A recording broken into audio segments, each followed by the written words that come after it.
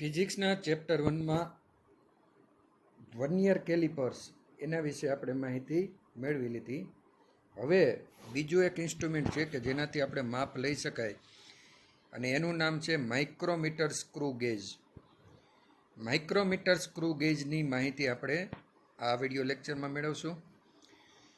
પહેલાં તો આ આકૃતિ બધાએ દોરવાની રહેશે. આ આકૃતિમાં શું કરશું આપણે, તો કોઈ પણ વસ્તુ હોય એનો આઉટર ડાયામીટર આ માઇક્રોમીટર સ્ક્રૂથી માપી શકાય, જે વર્નિયર કેલિપર્સ કરતાં પણ એક્યુરેટ રીડિંગ આપને આપશે. હવે આના કયા કયા ભાગ છે, તો આ જે સિલિન્ડર આકારનો જે ભાગ છે યુ આકારનો, એની અંદર એક એનવીલ અને એક સ્પિન્ડલ નામના બે સ્ક્રૂ હોય. તો આ જે પહેલો ભાગ છે એનવીલ, એ ફિક્સ હશે, જ્યારે આ સ્પિન્ડલ છે એ આ મેન સ્કેલ સાથે જોડાયેલો છે. એટલે મેન સ્કેલ સાથે જોડાયેલો હશે એટલે એનો મતલબ શું છે, એ મૂવેબલ થશે. હવે આ મેન સ્કેલ છે એની સાથે એક થિમ્બલ સ્કેલ જોડાયેલી છે. આ જે છે એ ગોળાકાર ભાગ છે, જે મેન સ્કેલ જે છે ગોળાકાર ભાગ એની ફરતી બાજુ ફરતી હશે. એટલે ફરે એટલે આ જે આખો ભાગ છે એ આગળ પાછળ જતો હોય, અને આનો જે આ જે એરિયો છે સીધી લાઈન, એ કોઈ પણ એક રીડિંગ સાથે મેચ થતું હોય. એના ઉપરથી આપણે માપ કઈ રીતે લેવું એ આપણે જોશું. હવે આ થિમ્બલ ઉપર સ્કેલ રીડિંગ કરેલા છે, એમાં 50 હોય ને 100 હોય. 50 કાપા હોય, 100 કાપા હોય, એ જેટલા કાપા એના પ્રમાણે એની લઘુત્તમ માપ શક્તિ થતી હોય. જ્યારે આ મેન સ્કેલ છે એમાં મિલીમીટરનો પણ અડધો ભાગ એટલે કે 0.5 મિલીમીટરનું માપ પણ તમે અહીંયા લઈ શકો. હવે આ વસ્તુ ફેરવવા માટે શું કરવાનું, અહીંયા રેચેટ છે, આ રેચેટ છે એને તમે ફેરવો એટલે આ જે ભાગ છે એ સ્કેલની ઉપર નીચે જશે, અને એની સાથે આ સ્પિન્ડલ જોડાયેલો હોય. એટલે જેવું આને બહાર કરશો એટલે આ બહાર નીકળશે, જેવું આને અંદર કરશો એનો મતલબ આખો સળિયો અંદર થશે. અને આની અંદર સ્ક્રૂ આવેલો હોય. સ્ક્રૂ આ જે ફેરવશો એટલે સ્ક્રૂ કેમ ટાઈટ થઈને ઢીલો થાય એ પ્રમાણે વર્ક કરતો હોય, એટલા માટે આને કીધું માઇક્રોમીટર સ્ક્રૂ ગેજ. તો એની અંદર એટલા ભાગ હોય. એની મદદથી આપણે કોઈ પણ ઇન્સ્ટ્રુમેન્ટ લેવું હોય તો અહીંયા તમે તમારો ઓબ્જેક્ટ મૂકી દો અને આને ફેરવીને રેડચેટથી આ તમે ફિક્સ કરી દો, એનાથી તમે માપ લઈ શકો. પણ પહેલાં જે ઇન્સ્ટ્રુમેન્ટની જેમ જ આની અંદર લઘુત્તમ માપ શક્તિ, આવતી એરર, એ બધું ગોત્યા પછી જ તમારે રીડિંગ લેવાનું થશે. તો આની લઘુત્તમ માપ શક્તિ કઈ રીતે હોય તે આપણે જોશું. તો કઈ રીતે લઘુત્તમ માપ શક્તિનું આપણે સૂત્ર જોશું એ આપણે અત્યારે જોઈએ. તો અહીંયા માઇક્રોમીટર સ્ક્રૂ ગેજ આપેલું છે, જે આ રેડ સેટ છે એનાથી તમે આને ફેરવી શકો. હવે લઘુત્તમ માપ શક્તિ કોને કહેવાય, તો જેમ ઓમાં લખ્યું હતું કે નાનામાં નાનું અંતર મેન સ્કેલનું ભેગા વર્નિયરના કુલ કાપાની સંખ્યા. તો આનું સૂત્ર શું છે સ્ક્રૂની લંબાસ, તો પેચનું અંતર. પેચ એટલે હજી અહીંયા એક મેન સ્કેલ આપેલી છે અને એનું નાનામાં નાનું અંતર, બરાબર, છેદમાં વર્તુળાકાર સ્કેલની કુલ સંખ્યા. એટલે કે જે આ જે છે હેડ સ્કેલ એની અંદર 50 કે 100 જેટલા કુલ સંખ્યા હોય એ સંખ્યા આપણે નીચે મૂકવાની, એટલે એની લઘુત્તમ માપ શક્તિ થાય. હવે આ પેચનું અંતર મેન સ્કેલ અહીંયા આવશે વચ્ચે, એનું પેચનું અંતર જેટલું પણ હોય, 0.5 હોય, 1 મિલીમીટર હોય કે જે પણ હોય એ ઉપર મૂકવાનું, અને મેન સ્કેલમાં કેટલા કાપા છે એની વેલ્યુ ત્યાં મૂકવાની થાય. એટલે એનું અંતર જો અહીંયા લખ્યું પેચ અંતર એટલે શું, તો બે ક્રમિક કાપા વચ્ચેના અંતરને શું કહેવાય, પેચ અંતર. એટલે આ મેન સ્કેલના બે ક્રમિક કાપા હોય એના વચ્ચેના અંતરને શું કહેવાય, પેચ અંતર. હવે લઘુત્તમ માપ શક્તિ ગોતી લીધી. સપોઝ આપણે એમ ખબર છે કે આનું પેચનું અંતર આપણે જોઈએ તો 1 મિલીમીટર છે, અને વર્તુળાકાર ઉપર 100 કાપા છે, તો 1/100 એટલે કે 0.01 મિલીમીટર અથવા તો 0.001 સેન્ટીમીટર એટલું માપ લઘુત્તમ માપ શક્તિ લઈ શકાય. આપણે ખબર છે કે વર્નિયર કરતાં 10 ગણું એક્યુરેટ માપ માઇક્રોમીટર સ્ક્રૂ ગેજ આપને આપશે. તો આની અંદર પણ પોઝિટિવ એરર ને નેગેટિવ એરર હશે. તો એ એરર કઈ રીતે ગણવાની? તો આ વસ્તુને મૂક્યા વગર, આ વચ્ચેનો જે ભાગ છે એને મૂક્યા વગર તમે આ રેડ ચેટથી આખા સ્ક્રૂને ટાઈટ કરશો એટલે આ બે ભાગ ભેગા થઈ જશે. બે ભાગ ભેગા થઈ જાય તો શું થાય કે આ જે મેઇન સ્કેલનો 0 છે અને આ તમારી વર્તુળાકાર સ્કેલ છે એ બે એક લાઇનમાં આવી જવી જોઈએ. જેમ કે જો અહીંયા એક લાઇનમાં આવી જવી જોઈએ પણ નથી થતી. જો 0નો કાપો અને વર્તુળાકાર સ્કેલનો કાપો, એટલે 0ના કાપામાં જે આડી લાઈન હોય, જે અહીંયા આડી લાઈન આપેલી છે, આ જે સ્કેલની આડી લાઈન છે એ વર્તુળાકારના કોઈ પણ કાપા સાથે મેચ થવી જોઈએ. અને 0 એરે મેચ થશે તો એને 0 એરર કહેવાય. પણ અહીંયા આકૃતિમાં આપણે જુઓ 0 એરે મેચ થતી નથી. કઈ રીતે મેચ થાય છે? તો આ આડી લાઈન થવી જોઈએ 0 એરે મેચ, પણ 0 કરતાં બીજા નંબર ઉપર મેચ થઈ છે. તો આની અંદર 0 કરતાં ઉપરના ભાગમાં છે એટલે કે પોઝિટિવ એરર છે. તો આ પોઝિટિવ એરર કઈ રીતે લખવાની? તો બીજો કાપો એટલે 2 લખવાનું. લઘુત્તમ માપ શક્તિ કેટલી? 0.01 મિલીમીટર. 0.01 મિલીમીટર ગુણ્યા 2 એટલે 0.02 મિલીમીટર આની લઘુત્તમ માપ શક્તિ થાય છે. બરાબર, એટલે કે પોઝિટિવ એરર કેટલી છે? 0.02 મિલીમીટર. એને સેન્ટીમીટરમાં કન્વર્ટ કરવું હોય તો ભાગ્યા પાછા 10, કારણ કે 1 સેન્ટીમીટરનો મિલીમીટર કેટલા થાય? 10. તો 0.002 મિલીમીટર આની પોઝિટિવ એરર થશે. સેમ નેગેટિવ એરર જે આપને ખબર જ છે કે આ જે આડી લીટી છે એ 0 કરતાં ઊંધા, 0 કરતાં વધારે નહીં પણ 0 કરતાં નીચેના ભાગ બતાવે. જો તો 0 કરતાં ઓછું માપ બતાવતી હોય, બરાબર, તો કેટલું માપ 0 કરતાં ઓછું બતાવે? તો 1, 2, 3, 4 ને 5. 5 માપ 0 કરતાં ઓછા બતાવે તો શું થાય? 5 ગુણ્યા 0.01 એટલે કે 0.05 મિલીમીટર. પણ એ શું છે? ઓછું બતાવે એટલે એને શું કહેવાય? ઋણ ત્રુટિ તરીકે ઓળખવામાં આવે છે. ધન ત્રુટિ અને ઋણ ત્રુટિ. અને પોઝિટિવ એરર હોય તો બાદ કરવી પડે છેલ્લે, અને નેગેટિવ એરર હોય તો એને આપણે ઉમેરવી પડે. બરાબર.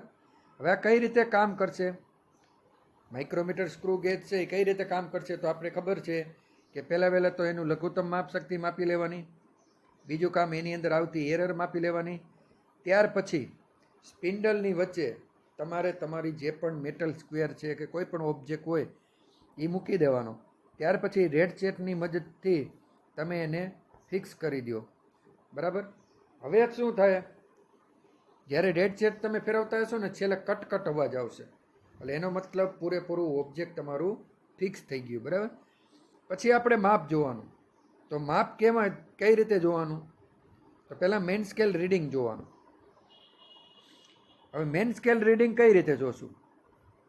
તો આપણે આકૃતિમાં જોઈએ તો આ મેઇન સ્કેલનો જે પણ ભાગ છે, બરાબર, તમારી જે આ જે સ્ક્વેરની અંદર જે સ્કેલ છે ઉપલી, જેમાં 100 કાપા લખેલા, એની જે ધાર હોય, જે આ ધાર, આ લીટી, એ મેઇન સ્કેલના કયા બે કાપાને વચ્ચે, એટલે કયા કાપા પછી છે એ પહેલાં જોઈ લેવાનું. તો આની અંદર શું છે?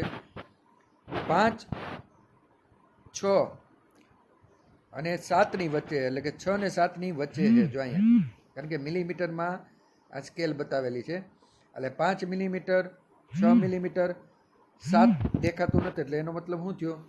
6 મિલીમીટર અને 7 મિલીમીટરની વચ્ચે તમારી આ સ્કેલ છે. એટલે પહેલાં શું જોવાનું? વસ્તુ રાખીને તમારે સ્કેલનો આ જે સર્ક્યુલર સ્કેલ છે એની લાઈન છે એ તમારે મેઇન સ્કેલના કયા કાપા વચ્ચે છે એ તમારે જોઈ લેવાનું થશે. હવે આપણે જોઈએ તો કેટલા કાપા હતા? 6 ને 7ની વચ્ચે હતા. બરાબર. તો એનું માપ કેટલું થયું? 6.5 મિલીમીટર અને 7 મિલીમીટરની વચ્ચે હતું. એટલે કે 6 હતું 0.5, એટલે કે 6 પછી એક નાનો કાપો હતો, એટલે 6.5. 7 નો જ દેખાતો, એટલે એ રીતનું માપ થાય. એટલે 6.5 એ મેઇન સ્કેલનું રીડિંગ છે. 6 આખા હતા મિલીમીટર, અને પછી એક નાનો કાપો હતો એ પોઈન્ટના હતા, અને 7મો 6 ને પછી 7 થાય, પણ 7 પૂરા નહોતા અને 6 કરતાં વધારે હતા, એટલે 6.5 અને 7ની વચ્ચે હતા. ફરીથી આપણે જોઈ લઈએ તો અહીંયા કઈ રીતનું હશે. આ સ્કેલ છે, અહીંયા 5, આપણે આ 6 ગણી, બરાબર, 5 અને 5.5. જો આ બધા કાપામાં એક અડધો અડધો કાપો પણ છે. તો આની અંદર તો કેવું બતાવે, 5 ને 1 6, 6 પછી નીચે એક નાનો કાપો અડધો છે, એટલે 6.5 સુધી તમને બધું દેખાય, પણ 7મો કાપો દેખાતો નથી. એટલે આનું માપ કેટલું થાય, 6.5 મિલીમીટર માપ થશે. એટલે મેઇન સ્કેલ રીડિંગ મળી ગયું. હવે વર્તુળાકાર સ્કેલ ઉપર શું થાય, તો 95મો કાપો એ મેઇન સ્કેલની આડી લીટી સાથે મેચ થાય છે. હવે એ આપણે જોશું. તો આ 95મો કાપો જુઓ તમે અહીં, તો આડી લીટી છે એ ક્યાં થાય છે, 95ના કાપા સાથે મેચ થાય છે. જો આ તમે લીટી જુઓ તો ઉપર જે આડી લીટી છે એ 95માં કાપાની સાથે મેચ થાય. પણ આ તો કાપાની સંખ્યા છે, એની વેલ્યુ કરવી તો શું કરવું પડે, લંબાસ સાથે ગુણવું પડે, એટલે કે લઘુત્તમ માપ શક્તિ સાથે તમારે એને ગુણવું પડે. તો લઘુત્તમ માપ શક્તિ સાથે તમે ગુણી લ્યો એટલે એની વેલ્યુ કેટલી થઈ, 0.95 મિલીમીટર. પછી મેઇન સ્કેલ રીડિંગ પ્લસ તમારું જે વર્તુળાકાર સ્કેલ રીડિંગ, બરાબર, હેડ સ્કેલ રીડિંગ, એ બેયને તમે ભેગા કરો એટલે તમારી ફાઇનલ તમારું રીડિંગ આવી જાય. પણ આ રીડિંગ ક્યારે સાચું ગણાશે, જો એની અંદર પોઝિટિવ એરર હશે તો બાદ કરીને, જો એની અંદર નેગેટિવ એરર હશે તો ઉમેરીને તમે કરશો, ત્યારે જ તમારું રીડિંગ સાચું ગણાશે. તો આ થઈ માઇક્રોમીટર સ્ક્રૂ ગેજની રચના, કઈ રીતે રીડિંગ લેવું, કઈ રીતે એરર ગણતરી કરવી, કઈ રીતે એની લઘુત્તમ માપ શક્તિ ગોતવી. હવે આપણે કોઈ પણ વસ્તુનું માપ લેતા હોય ત્યારે અમુક વસ્તુ ધ્યાનમાં રાખવાની થાય. એક તો ચોકસાઈ એટલે શું, કોઈ પણ વસ્તુની ચોકસાઈ કોને કહેવાય, તો કોઈ રાશિના માપનના મૂલ્ય તે રાશિના સાચા મૂલ્યને કેટલું નજીક છે ને એને ચોકસાઈ કહેવાય.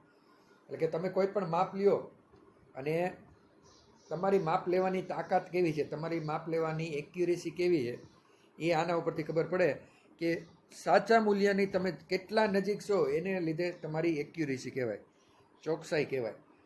કારણ કે ચોકસાઈ ક્યારે, તમે એક્ઝેક્ટ માપ લેતા હોય ત્યારે જ સાચા મૂલ્યની નજીક કહેવાય. જો તમે સાચું મૂલ્ય અને તમારું મૂલ્ય બે સરખું જ આવે તો 100% એક્યુરેસી, પણ એની અંદર કેટલું ડેવિએશન આવે એ પ્રમાણે તમારી એક્યુરેસી ઘટતી જાય છે, બરાબર. પછી આવે સચોટતા, પ્રિસિઝન કહેવાય. પહેલાં એક્યુરેસી, પછી સચોટતા એટલે કે પ્રિસિઝન. સાધન દ્વારા માપન કેટલા વિભેદન અથવા સીમા સુધી કરવામાં આવ્યું તેને સચોટતા કહેવાય. એટલે કે કેટલા અંક સુધી તમે માપ લીધું. જો તમે એક વસ્તુનું માપ લ્યો 5.6 સેન્ટીમીટર થયું, એ તમે માઇક્રોમીટરથી લીધું તો 5.60 સેન્ટીમીટર આવ્યું, પણ એનું એ માપ તમે વર્નિયરથી માઇક્રોમીટર સ્ક્રૂ ગેજથી લ્યો તો તમને એ માપ અલગ બતાવશે. એટલે કે માઇક્રોમીટરની એક્યુરેસી વધારે છે વર્નિયર કેલિપર્સ કરતાં. એટલે તમે 0 પછી કેટલા આંકડા સુધી માપ લ્યો છો ને એના ઉપર તમારું નક્કી થાય કે તમારી કેટલું પ્રિસિઝન છે, એટલે કે કેટલી સચોટતા છે. આનું ઉદાહરણ આપણે જોવું કે આપણે એક ત્રાજવું લઈ, એમાં આપણે 100 ગ્રામ વજન કરી, આપણે સાદું ત્રાજવું હોય એમાં 100 ગ્રામ વજન કરી, પછી એના 100 ગ્રામ આપણે કોઈ પણ સોનીનું ત્રાજવું હોય એમાં કરી, તો એક્યુરેસી સચોટતા કેમાં આવશે, સોનીના ત્રાજવો એક્યુરેસની નજીક, એટલે કે ચોક્કસ વસ્તુની નજીક તમારું મૂલ્ય બતાવશે, કારણ કે એની સચોટતા વધારે છે, જે આપણા સાદા ત્રાજવા કરતાં એની વધારે છે. તો આ થઈ એક્યુરેસી અને પ્રિસિઝન, એટલે કે ચોકસાઈ અને સચોટતા. ચોકસાઈ ક્યારે આવે, જ્યારે તમારું પ્રિસિઝન સારું હોય ત્યારે. હવે આવે ત્રુટિ એટલે શું, એરર, અને એના પ્રકાર ક્યાં ક્યાં છે. તો કોઈ ભૌતિક રાશિનું સાચું મૂલ્ય એટલે કે એક્યુરેટ વેલ્યુ અને તમે માપ્યું હોય એ મૂલ્ય વચ્ચેનો તફાવત આવે એને એરર કહેવાય.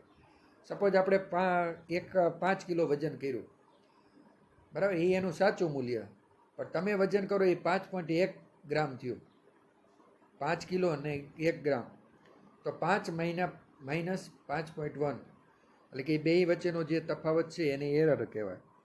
તો એરરના કયા પ્રકાર? એક તો વ્યવસ્થિત એરર અને અવ્યવસ્થિત એરર, એટલે કે રેન્ડમ અને એક રેગ્યુલર એરર. વ્યવસ્થિત ત્રુટિ કેવી હોય કે તમે જ્યારે આવે ત્યારે એને તમે નિવારી શકો. બરાબર, કાંઈ પણ ત્રુટિ હોય આપણે જોઈ ત્રુટિ ગણીને આપણે માઇનસ કરીએ અથવા તો પ્લસ કરીને આપણે એ દૂર કરી શકીએ. તો એમાં એક આવે ઇન્સ્ટ્રુમેન્ટની ત્રુટિ, જે હમણાં આપણે ગોતી હતી. બરાબર, ઘણી વખત માપપટ્ટીનો ભાગ ઘસાઈ ગયો હોય કે ગમે એ જ હોય. પછી પ્રયોગની પદ્ધતિમાંય ભૂલ હોય તોય દર વખતે ભૂલ આવે કે થર્મોમીટરની મદદથી આપણે શરીરનું તાપમાન માપો ત્યારે એને બગલમાં રાખવાનું હોય, તે શરીરનું તાપમાન કરતાં ઓછું તાપમાન આવે. બરાબર, તો થર્મોમીટર કઈ જગ્યાએ રાખવું એ પણ એક વ્યવસ્થા હોવી જોઈએ, એ પણ તમારી એક પ્રયોગની પદ્ધતિ હોવી જોઈએ. એમાંય જો તમે ભૂલ કરશો તો તમારું રીડિંગ એક્યુરેટ આવશે નહીં. એટલે પહેલાં ઇન્સ્ટ્રુમેન્ટની એરર, પછી આપણી પદ્ધતિની એરર, પછી વ્યક્તિગત ત્રુટિ, એટલે કે કોઈ માણસ પ્રયોગ કરતા હોય પણ એને જોવામાં જ તકલીફ હોય, અથવા એના હાથ ધ્રુજતા હોય, અથવા તો એને આવડત ન હોય, તો એના લીધે પણ ત્રુટિ આવે. પછી આવે બાહ્ય પરિબળોને લીધે ત્રુટિ. ઘણી વખત તાપમાનમાં ફેરફાર થઈ જાય, દબાણમાં ફેરફાર થઈ જાય, ભેજ, હવા કે ગમે એ વસ્તુને લીધે પણ તમારું માપ વ્યવસ્થિત આવે નહીં. કેમ કે તમે ત્રાજવામાં વજન કરતા હોય, સોનીના 1 ગ્રામ વજન કરતા હોય સોનાનું, તો એના ત્રાજવા કેવા હોય તમે જોજો, બોક્સની અંદર ફિક્સ કરેલા હોય, પેટીની અંદર ત્રાજવું હોય, કારણ કે એમાં એક્યુરેટ રીડિંગ લેવાનું હોય.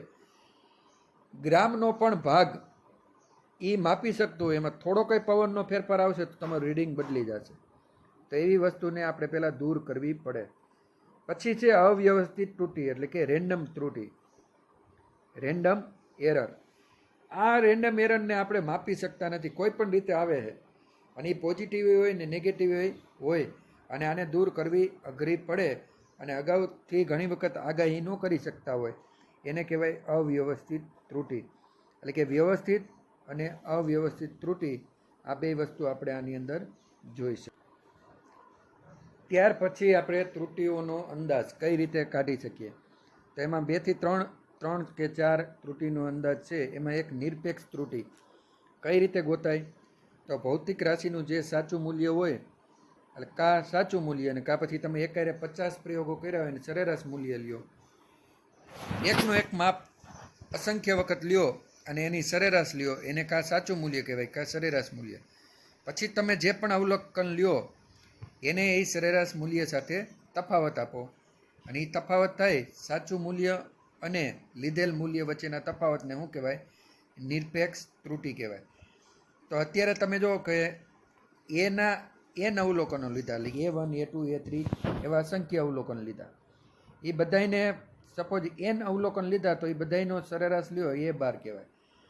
A12માંથી દર વખતે તમે જે પણ રીડિંગ લીધું એ બાદ કરો, એટલે delta A1, delta A2, delta A3 એ રીતે બધી જે વેલ્યુ આવે એને નિરપેક્ષ ત્રુટિ કહેવાય. એટલે કે તમારા સરેરાશ મૂલ્યમાંથી તમે લીધેલ મૂલ્ય બાદ કરો, જે ત્રુટિ આવે એને કહેવાય નિરપેક્ષ ત્રુટિ. પછી સરેરાશ નિરપેક્ષ ત્રુટિ, એટલે કે આવી જેટલા બધાય રીડિંગની નિરપેક્ષ ત્રુટિ આવે એ બધાનો સરવાળો ભાગ્યા જેટલા રીડિંગ લીધા હોય એ કરો એટલે તમારી સરેરાશ નિરપેક્ષ ત્રુટિ આવે. ત્યાર પછી સાપેક્ષ નિરપેક્ષ ત્રુટિ. તો શું આવે? તમે જે એવરેજ સરેરાશ નિરપેક્ષ ત્રુટિ લીધી એને સાચા મૂલ્ય હારે તમે ભાગી નાખો એટલે શું આવે? સાપેક્ષ નિરપેક્ષ ત્રુટિ. બરાબર, એટલે કે એબ્સોલ્યુટ એરર તરીકે તમે ઓળખી શકો. અને છેલ્લે એને ટકાવારીમાં લો, એટલે કે તમારી જે પણ સાપેક્ષ નિરપેક્ષ ત્રુટિ આવી હોય એને 100 વડે મલ્ટીપ્લાય કરો એટલે તમારી પ્રતિશત ત્રુટિ, એટલે કે તમારી ટકાવારીની અંદર માપ મળી જશે. તો આ બધી એરર, માઇક્રોમીટર સ્ક્રૂ ગેજની માહિતી, કેટલી ત્રુટિ આવે, એની કેલ્ક્યુલેશન કઈ રીતે કરવી, ત્યાં સુધીની માહિતી આ વિડીયો લેક્ચરમાં આપણે લીધેલ છે.